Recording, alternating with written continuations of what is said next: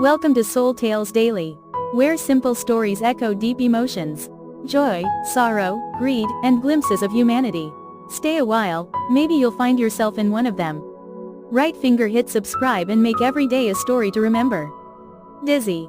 What happens when a super busy American family suddenly has to live like cavemen for a week? Is a smartphone really more important than family bonds? In a bustling American suburb, the Smith family was the epitome of connected, but only through screens. Dad David was glued to his laptop, Mom Sarah couldn't put down her phone, while Emily and Leo were lost in the world of games and social media. Every dinner was a typing festival, rather than a conversation. Things would have continued this way indefinitely, until one fateful Saturday morning. Suddenly, all the lights went out, and the piercing beeps from their electronic devices fell silent. The entire family looked up, their faces a mix of confusion and utter panic. No Wi-Fi, no 4G, their entire digital world had come crashing down. Emily. Mom, my iPad. It's dead? Leo. Choking up. No. Not the great Minecraft war. I was at the peak of my game. David. My laptop, too, no network. What the heck is going on? Sarah.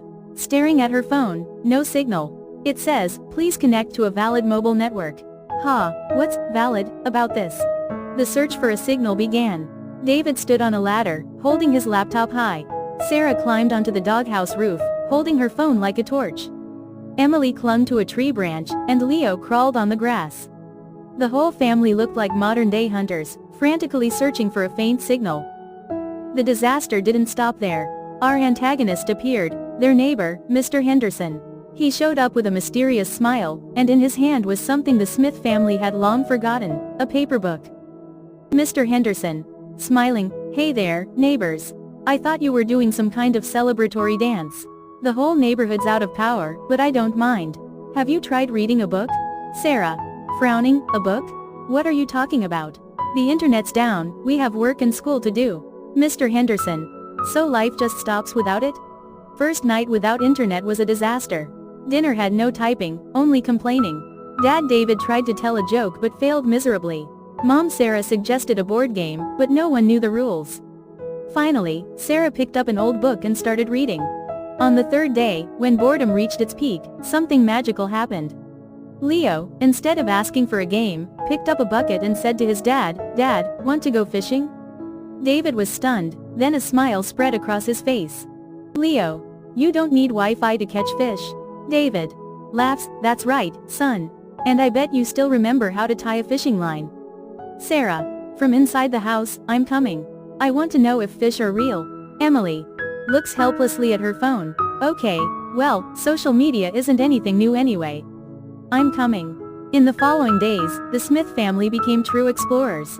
They roasted marshmallows together by the campfire, told jokes, and discovered that talking to each other was far more interesting than scrolling through social media.